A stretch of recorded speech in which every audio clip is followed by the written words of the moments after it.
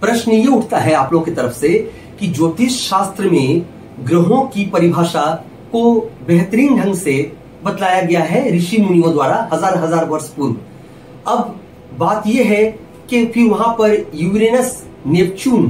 Pluto की क्या महत्वता है, इसकी महत्वता के बारे में क्या कहा गया है और इसके बारे में क्यों नहीं विस्तारित रूप से ज्योतिषी पोगा पंडित कहते हैं कुछ। हालांकि आजकल ज्योतिषी इस रिसर्च में जुड़े हुए हैं, कई ज्योतिषियों ने ये रिसर्च करके साबित भी करने का प्रयास किया है कि यूरेनस, नेपच्यून, प्लूटो का भी महत्व बहुत अधिक है ज्योतिष शास्त्र में। तो किसी भी जन पत्रिका में जाकर अगर ग्रहों की स्थिति को देख रहे हैं तो वहां इन तीनों ग्रहों यूरेनस, नेपच्यून, प्लूटो के पोजीशन को देखकर भी फलादेश करनी चाहिए, वरना ये फलादेश अधूरे रह जाएंगे, कहीं ना कहीं फलादेश में कमी नजर आएगी। तो बात यह है जो समझने की है कि बाकी ग्रहों को भी ज्योतिषी पोगा पंडितों ने कितनी दूर तक समझा है, इसे भी तो जांच करना अति आवश्यक बन जाता है पब्लिक के लिए। जहां सूर्य, चंद्रमा, बुध, मंगल, देवगुरु बृहस्पति, दैत्यगुरु शुक्र और ग्रह मारा शनि के बारे में ही समझा नहीं जा सका पूर्ण रूप से, जहां राहु एवं केतु जिन्हें छाया ग्रह कहते हैं, dragon's head and dragon's tail, इसे ही क्लैरिफाई नहीं किया जा सका सही ढंग से पब्लिक के सामने, वहां और बातें हो रही है यूरेनस, नेपच्यून, प्लूटो की। तो पहले तो आप लोग इन तथ्यों को क्लियर कर लें, स्वयं समझ लें, फिर जाकर बात होगी यूरेनस, नेपच्यून, प्लूटो की। पॉइंट नंबर 2 जो सबसे बड़ी बात है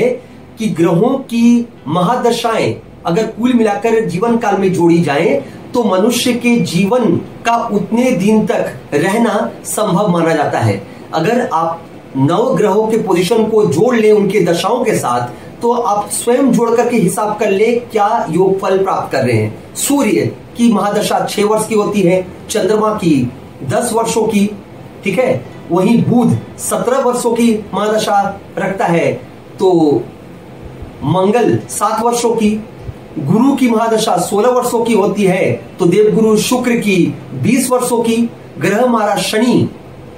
जो कि न्यायाधीश कहलाते हैं, ग्रहों के न्यायकर्ता कहलाते हैं, उनकी महादशा 19 वर्षों की होती है, वहीं चंडाल राहु की महादशा 18 वर्षों की होती है, तो केतु 7 वर्षों का समय लेता है महादशा पूरा करने में। तो फिर इन अवधि को अगर आप कुल मिलाकर जोड़ लें तो योगफल जो प्राप्त होगा, क्या मानव जीवन उससे अधिक जीवन व्यतीत करता है इस धरती पर? स्वयं विचार करें। अब इसके बाद आती है यूरेनस, नेपच्यून, प्लूटो की, उसको जोड़ करके देखें तो टोटल संख्या कहां पहुंच रही है मनुष्य के जीवन काल का। तो फिर कैसे भला निर्णय हो इस बात का कि यूरेनस, नेपच्यून, प्लूटो का क्या इफेक्ट है मानव जीवन पर। अब पॉइंट नंबर 3,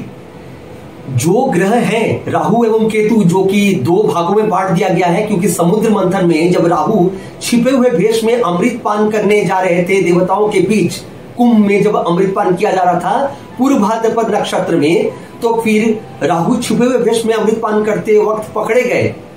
उनकी चोरी पकड़ी गई किनके द्वारा? सूर्य जो ग्रहों के राजा है और चंद्रमा जो ग्रहों के राजा की पत्नी मानी जाती है ज्योतिष शास्त्र की रचना के पॉइंट ऑफ व्यू से। हालांकि चंद्रमा के 27 नक्षत्र इस आधार पर है कि वहां पर चंद्रमा को मेल पर्सन ठहराया गया है और 27 नक्षत्रों की कहानी कही गई है, पर सूर्य की धर्मपत्नी कहलाती है चंद्रमा। तो चंद्रमा और सूर्य के कंप्लेन करने से देवगुरु बृहस्पति अर्थात बृहस्पति महाराज ने सुदर्शन चक्र द्वारा राहु का सिर धड़ से अलग कर दिया, तो सिर का हिस्सा हुआ राहु और धड़ से रिमेनिंग बॉडी का पार्ट कहलाया केतु। तो बात यह है यहां कि राहु एवं केतु जैसे प्लैनेट के स्ट्रेंथ और वीकनेसेस को पहचान ही नहीं पाए आज तक ज्योतिषी पोगा पंडित, और इसी उधेड़बुन में लगे हुए हैं कि राहु जैसा छाया ग्रह या केतु का क्या इफेक्ट है मानव जीवन पर। कभी कोई आचार्य का मत कुछ और है, तो कहीं किसी शास्त्री का मत कुछ और कहता है,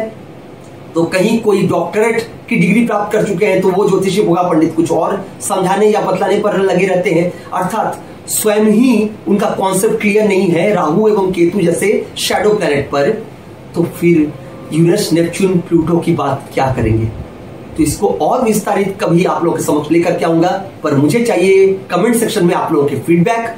जो मुझे उत्साहित करते हैं आप लोगों के समक्ष इन पॉइंट्स को ले आने में। धन्यवाद।